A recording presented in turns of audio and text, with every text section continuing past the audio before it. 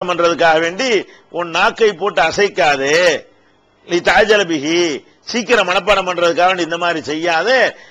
இன்ன அலைனா ஜமாஹு வ குர்ஆனா, அதை நம்ம ஒன்று திரட்டு நம்முடைய கடமை. நான் உன்னுடைய உள்ளத்துல அதை நான் ஒன்று திரட்டுவேன், நீ தனியா மனப்பாடம் பண்ண வேண்டியது இல்ல. ஃபைதா கரனாஹு ஃபத்தபி குர்ஆனா, நாம் அதை ஓதி காட்டும் போது அந்த ஓதுவதை பின்பற்றி போய்கிட்டே இரு.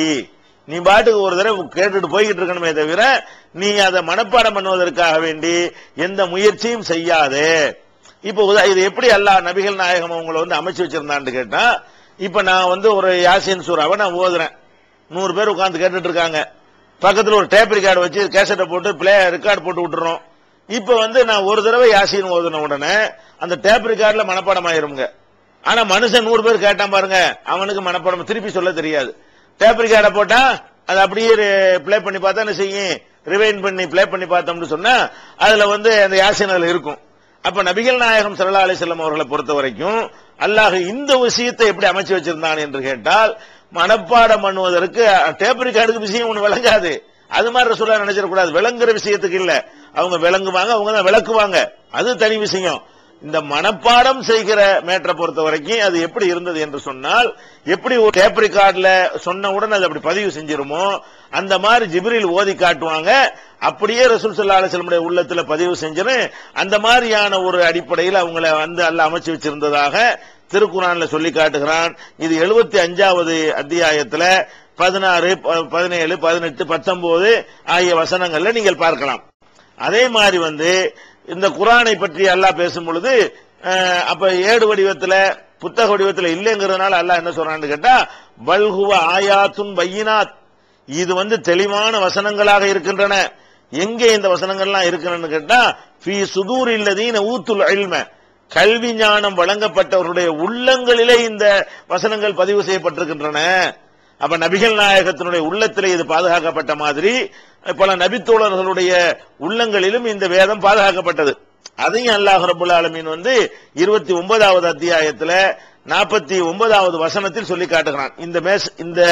இந்த வசனங்களை எல்லாம் எதுக்கு இப்ப உங்கள்கிட்ட சொல்றோம்னு கேட்டா, குர்ஆன் எப்படி வந்தது என்றால் அது தொடுகிற விதத்தில் வரவில்லை. அலிஃப் லாம் மீம் ஸாலிகல் கிதாப்னு ஒரு ஓதுவாரு, ரசூல் ஸல்லல்லாஹு அலைஹி வஸல்லம் உள்ளத்துல பதிஞ்சிரும். இப்படி வரும் பொழுது இதை தொடமாட்டார்கள் சொல்லலாமா? தொடக்கூடிய ஒரு விதத்தில் வந்தா தானே தொடர்றதை பத்தி பேசப்படும். அப்ப இந்த வசனத்தை நம்ம என்ன சிந்திக்கணும், ஆஹா ஆமா குர்ஆன் தொடுற மாதிரி வரலையே, பிறகுதானே எழுதி வச்சுக்கிட்டாங்க பாதுகாக்கிறதுக்காக வேண்டி.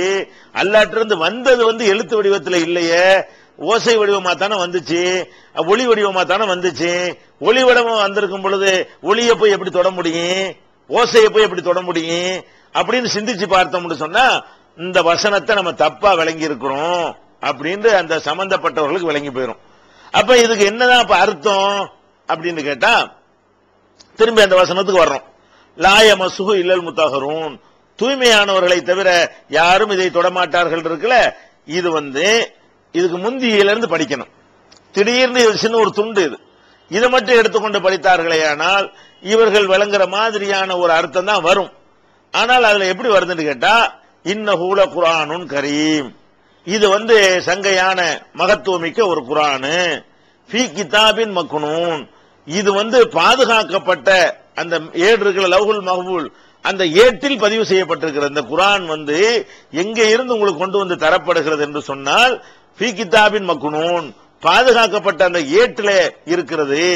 லா யமஸ்ஸுஹு, அதை தொடமாட்டார்கள். எதை பற்றி முன்னாடி பேசப்பட்டது, எதை பற்றி முன்னாடி பேசப்பட்டது, அதாவது லவ்ஹுல் மஹ்பூல் இருக்க மேல் உலகத்தில் நடப்பது நடக்க இருப்பது எல்லாத்தையும் அல்லாஹ் எழுதி வைத்திருக்கிறான். அந்த எழுதி வைத்த ஏட்டுல குர்ஆனும் ஒரு பகுதியில் இருக்கும். இந்த குர்ஆன் அல்லாஹ் அருள போறதா இருக்கிறதுனால அதையும் அந்த ஏட்டுல தான் என்ன செஞ்சிருப்பான், அல்லாஹ் வச்சிருப்பான். அதுல இருந்துதான் கொண்டு வர்றாரு ஜிப்ரீல். அப்ப லவ்ஹுல் மஹ்பூல்ங்கிற ஒரு ஏடு இருக்கிறது, அந்த ஏட்டுல தான் இந்த குர்ஆன் இருக்கிறது. இந்த குர்ஆன் மட்டும் இல்ல, நான் உட்கார்ந்து இப்போது பேசிக் கொண்டிருப்பதும் நீங்க உட்கார்ந்து கேட்டுக் கொண்டிருப்பதெல்லாம் அந்த ஏட்டில் இருக்கிறது. அந்த ஏட்டில் தான் இந்த குர்ஆனும் இருந்தது. எப்படி உலகத்தில் உள்ள எல்லா விஷயங்களையும் அல்லாஹ் ரெக்கார்டு பண்ணி வைத்திருக்கிறானோ அந்த ஏட்டில் கோடான கோடி பக்கங்களை கொண்ட அந்த ஏட்டில் இது ஒரு சின்ன ஒரு அளவுல இதுவும் இருந்தது குர்ஆன். அது உலக இடம் போதும்ல, அவ்வளவு உலக நிகழ்வுகள்லாம் பதிவு செய்யப்பட்டிருப்பதுல குர்ஆனை பதிவு செய்ய எவ்வளவு இடம் வேணும்? அதுல இருந்து அவர் எடுத்துக்கொண்டு உங்களுக்கு தர்றாரு, ஜிப்ரீல் கொண்டு வந்து தர்றாருன்னு சொல்லி அதுதான் இது சொல்லப்படுது. தூய்மையானவர்கள் என்பது மலக்குகள், வானவர்கள். அந்த ஏட்டில் உள்ளத வானவர்கள் தான் போய் பார்க்க இயலுமே தவிர அவங்க தான் படைப்பால் தூய்மையானவர்கள். இந்த தூய்மை இந்த ஒழு செய்வது, குளிக்கிற தூய்மையை சொல்லப்படுறது இல்ல. இது என்ன தூய்மை என்று சொன்னால், அதாவது பேசிக்காகவே தூய்மை, பிறப்பாலேயே படைப்பாலேயே தூய்மை. படைப்பால தூய்மை என்ன அர்த்தம்? இப்ப நம்ம மலை ஜலம் கழிப்போம், மலக்குகள் மலை ஜலம் கழிக்க மாட்டாங்க. நம்ம மூக்குல சளி ஓடும், அவங்களுக்கு ஓடாது. நமக்கு காயம்பட்ட ரத்தம் வரும், அவங்களுக்கு அது வராது. அவங்களுக்கு எச்சி துப்ப மாட்டாங்க. இதெல்லாம் ஒரு அசுத்தம் தானே. இதெல்லாம் இல்லாம இருக்கிறாங்க மலக்குகள். அப்ப எல்லா விதமான அருவருக்கத்தக்க விஷயங்கள் மனுஷன்ட்ட இருக்கிற மாதிரி, மற்ற ஜீவன்கள்ட்ட இருக்கிற மாதிரி வானவர்கள்ங்கிற படைப்புகளுக்கு இந்த மாதிரியான பலவீனங்கள் எதையுமே அல்லாஹ் கொடுக்கல. அப்படியெல்லாம் இல்லாத அந்த வானவர்கள் மாத்திரம்தான் அந்த ஏட்டுக்கு பக்கத்துல போக முடியும். அவர்களை தவிர யாரும் அதை தொடமாட்டாங்க.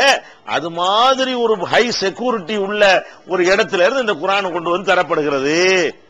இப்ப விளங்கிருச்சா? இப்ப எதை தொடறதுன்னு அதான் தொட முடியும். அங்க லவ்ஹுல் மஹ்ஃபூல்ல எழுதி வச்சிருக்கிறதுனால அதை போய் தொட இயலும். ஏன்னா அங்க எழுதப்பட்டிருக்கிறது. ரசூலுல்லாஹ் கொண்டு தந்தது எழுத்து மூலமா தராதனால இதை தொட இயலாது. அப்ப குர்ஆன் எதை பேசல? இப்ப நம்ம கையில இருக்கக்கூடிய இந்த குர்ஆனை பற்றி இது பேசல. இந்த எழுத்து வடிவத்துல பின்னாடி நாம ஆக்கி கொண்டோம். இதை ஏன் பேசலங்கிறோம்? இது நம்மளாக இது பின்னாடி எழுத்து வடிவமாக ரசூல் ஸல்லல்லாஹு அலைஹி வஸல்லம் அவர்கள் வஹி வந்த பிறகு அவங்களாக ஒரு எழுத்து வடிவத்தை மாத்தினாங்க. நம்ம அதுக்கு பிறகு வேற வேற எழுத்து வடிவங்களை மாத்தி நம்ம உச்சரிப்பு அதே மாதிரியாக நம்ம வைத்துக் கொண்டிருக்கிறோமே தவிர எழுத்துக்களை நம்மளதான் மாத்திக்கிட்டோம்.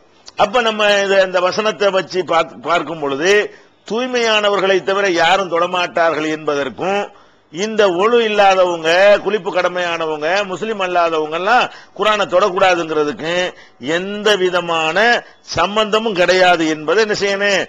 நம்ம விளங்கிக்கிறணும். இன்னொரு கவனிக்கணும், இதே கருத்தை வேற ஒரு வசனமும் சொல்லுகிறது. அதாவது குர்ஆன் ஒரு வசனம் இன்னொரு வசனத்தை விளக்கக்கூடிய வகையில் அமைஞ்சிருக்கும். ஒரு வசனத்துல ஒரு டவுட் மாதிரி வந்தா இது மாதிரி வேற எங்கேயாவது சொல்லப்பட்டிருக்கான்னு பார்த்தா அது இதுல விளக்குற மாதிரி அங்க ஒரு வாசகம் இருக்கும். இன்னும் விளக்கம் தேவைன்னு இன்னும் கொஞ்சம் தேடி பாத்தீங்கன்னு சொன்னா இன்னொரு இடத்துலயும் கூட சொல்லப்பட்டிருக்கும். தேவை இருந்தால் விளக்கம் போதலை நீங்க நினைச்சீங்கன்னு சொன்னா குர்ஆனே விளக்கம் சொல்லக்கூடிய அளவுக்கு நிறைய ஆதாரங்கள் கிடைக்கும். அந்த மாதிரி 80வது அத்தியாயத்துல அபசவத்தவல்லான்னு சூரா இருக்குல்ல, அந்த அத்தியாயத்துல 13, 14, 15 ஆகிய வசனங்கள்ல அல்லாஹ் சொல்லி காட்டுகிறான். ஃபீ சுஹுஃபின் முகர்ரமத்தின் மர்ஃபூஅத்தின் முத்தஹரத்தின் பி ஐதி சஃபரத்தின் கிராமின் பரரா. இந்த குர்ஆன் எங்கே இருந்து வருகிறது என்று சொன்னால் ஃபீ சுஹுஃபின் முகர்ரமத்தின், கண்ணியமான பதிவேடுகளில் இருந்து இது வருகிறது. மர்ஃபூஅத்தின், அது உயர்ந்த இடத்தில் வைக்கப்பட்டிருக்கிறது. முகர்ரமத்தின், அது மரியாதைக்குரிய இடத்தில் வைக்கப்பட்டிருக்கிறது. பி ஐதி சஃபரத்தின், எழுத்தர்களுடைய கைகளால், அந்த தூதர்களுடைய கைகளால் அது எழுதப்பட்டிருக்கிறது. கிராமின் பரரா, கண்ணியமிக்க நல்லவர்களாக இருக்கக்கூடிய அவங்க கரத்தால் என்ன செய்யப்படுகிறது? அது பாதுகாக்கப்படுகிறது என்று சொல்லி இந்த மாதிரி கருத்தை வேற ஒரு இடத்துலயும் அல்லாஹ் சுட்டி காட்டுறான்.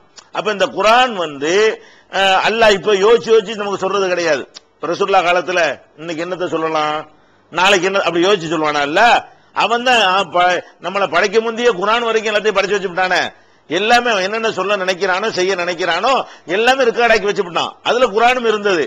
அந்த குர்ஆன் ஒரு பதிவேட்டில் இருக்கிறது. அந்த பதிவேட்டை மலக்குகள் தான், சுத்தமான படைப்புகள் தான் போய் தொட முடியுமே தவிர நீங்க எல்லாம் தொட முடியாது என்கிற கருத்தும் அதை விளக்குகிறது. இத மாலிக் இமாம் அவர்கள் சொல்றாங்க. இந்த லாயமசுஹு